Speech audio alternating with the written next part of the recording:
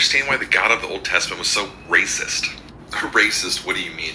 Yeah, there were so many times when he was just telling Israel to stay separated from everyone, don't marry with other nations around them, and to like unalive people a lot.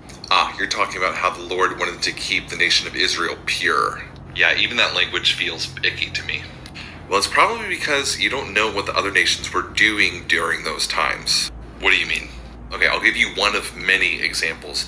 A lot of it has to do with how those other nations worshipped their gods.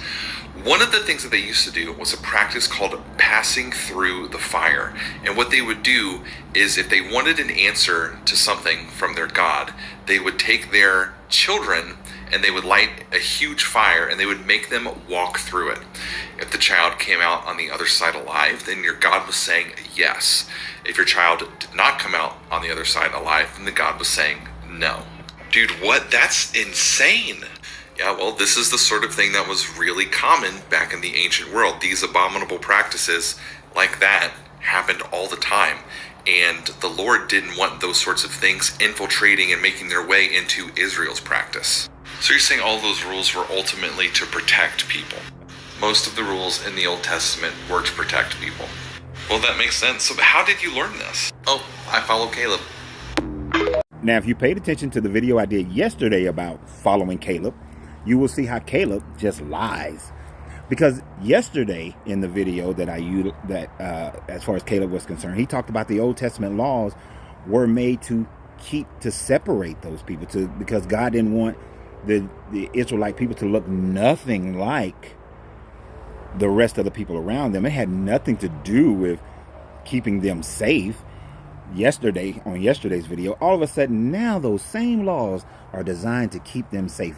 And how safe are you keeping them when you compare, just like you did yesterday, Caleb, to say that, oh, those people participated in child sacrifice, in the Moloch. But as I explained yesterday, in Leviticus, it demonstrates that the Israelites, when they first so-called left Egypt, to which never happened, that they also participated in the Moloch. Plus, we have found ancient Israelite sites where they participated in the Moloch, in ancient Israelite sites in northern Israel.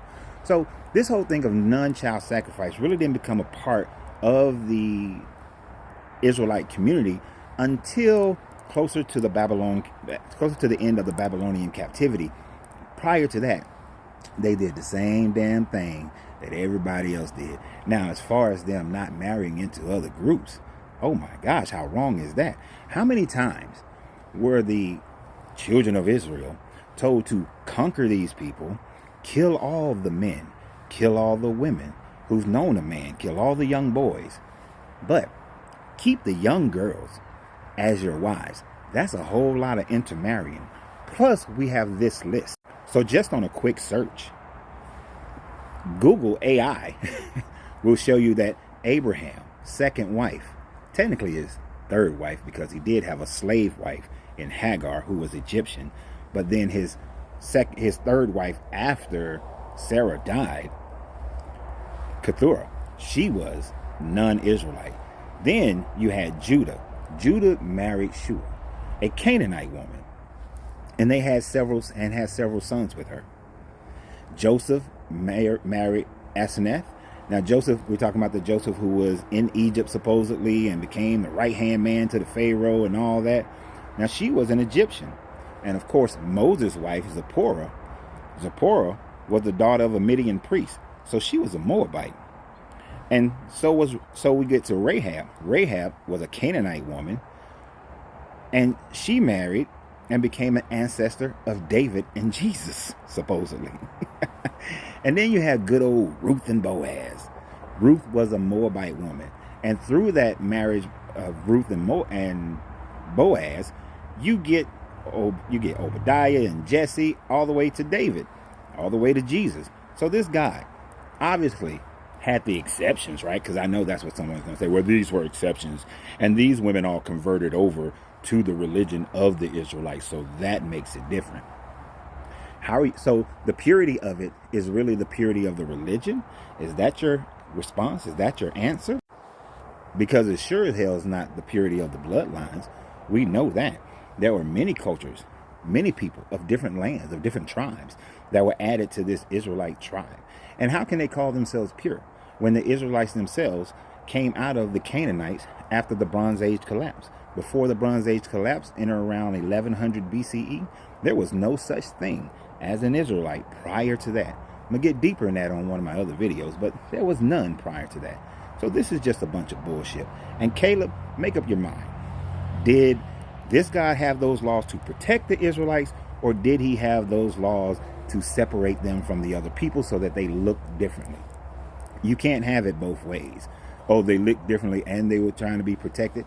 How are you being protected by this God when this God killed 3,000 of his own people because they did a golden calf?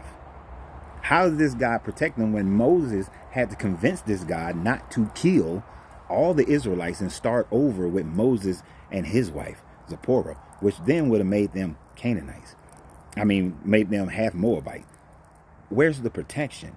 He sent them into exile. He sent them into slavery. Where's the protection? Oh, my bad. They did that because they were disobedient. No, they didn't go into Assyrian and Babylonian captivity, and then Greek and Roman and then Arab captivity because they were disobedient to their God. They went there because they got their ass whooped in battle. That's why they became captives. And they made up the idea that they must have been disobedient to their God, and that's why they went into this captivity. They can't see the forest for the trees when they read their own book and study their own history. And he's talking about cultural context. Caleb, you have no cultural context whatsoever. But hey, you got to free yourself to be yourself, because your greatness is non-negotiable. Good journey, good vibrations.